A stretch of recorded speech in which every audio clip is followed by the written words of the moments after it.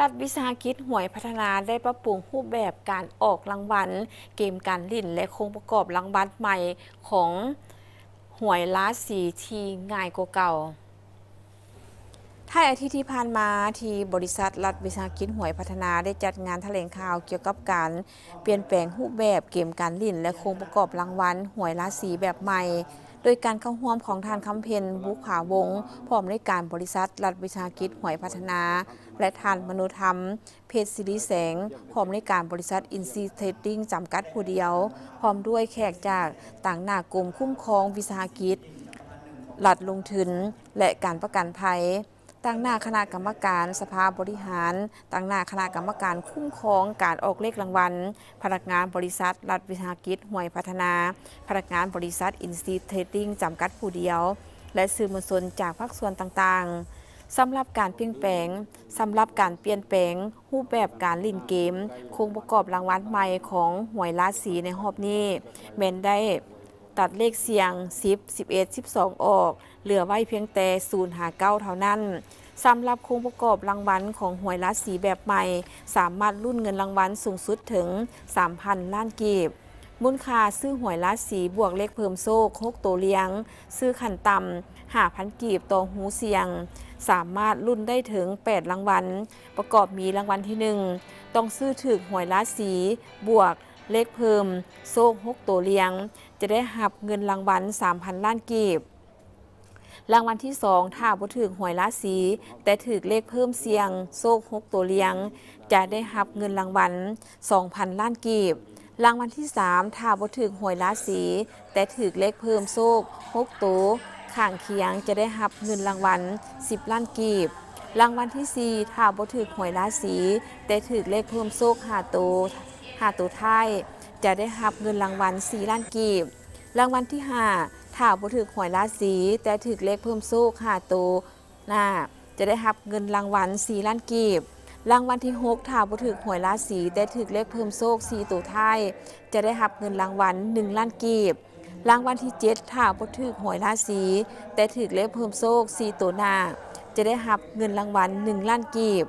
รางวัลที่8ถ้าบ่ถึกหวยล้าสีแต่ถึกเพิ่มโซ่สลับ6ตัวจะได้รับเงินรางวัล100,000 กีบสำหรับเลขเพิ่มโชค3ตัวและเลขเพิ่มโชค2ตัวแม่นต้องได้ซื้อเฉพาะจะบ่มีสิทธิ์รุ่นเลขข้างเคียงและเลขสลับถึกเลขเพิ่ม3ตัวเลี้ยงมูลค่า 1,000 กีบจะได้รับเงินรางวัล 500,000 กีบซื้อเลขเพิ่มโชค2ตัวเลี้ยงถ้าซื้อมูลค่า 1,000 กีบจะได้รับเงินรางวัลแม่น 60,000 กีบหวยล้าสีออกทุกวันอังคารและวันพฤหัสซึ่งสามารถติดตามผลออกรางวัลได้จากการถ่ายทอดสดผ่านโทรภาพแห่งชาติลาวช่อง1ตามด้วยช่องทาง Facebook หวยพัฒนาลาวและ Facebook ดิจิตอลลอตเตอรี่หัวดิจิตอลอินซีหรือผ่านแอปอินซีฮับและยังเป็นแอปหนึ่งเดียวที่สามารถเสี่ยงโชคได้ทั้งหวยเลข6ตัวและหวยล้าสีการเปลี่ยนแปลงรูปแบบเกณฑ์การเล่นใหม่ของหวยล้าสีในครั้งนี้เป็นการค้นคว้าร่วมกันระหว่างบริษัทรัฐวิสาหกิจหวยพัฒนาและบริษัทอินซีเทรดดิ้งจำกัดผู้เดียวตกลงเห็นดีร่วมกันปรับปรุงเกมการเล่นหวยล้าสีให้มีความทันสมัยเพื่อให้ผู้ที่มักเสี่ยงโชคสิ่งรางวัลสามารถซื้อได้สะดวกและง่ายขึ้นในปัจจุบันหวยต่างประเทศมันมีการออกทุกมือพาให้เกิดมีการลักขายหวยเถื่อนภายในสาธารณรัฐประชาธิปไตยประชาชนลาวโดยอาศัยผลหวยของต่างประเทศเป็นหวยบ่ได้รับอนุญาตจากรัฐบาลโดยทั้งพรรครัฐบาลบ่ได้รับผลประโยชน์หยังฉะนั้นการออกหวยเพิ่มอีก2มื้อคือวันอังคารและวันพฤหัสก็จะเป็นการสกัดกั้นหวยเถื่อนในโตโดยเฉพาะถ้าเป็นผลิตภัณฑ์ใหม่หวยเถื่อนจะบ่สามารถลักลอบขายนำเพราะเป็นจำนวนเกมที่หลาย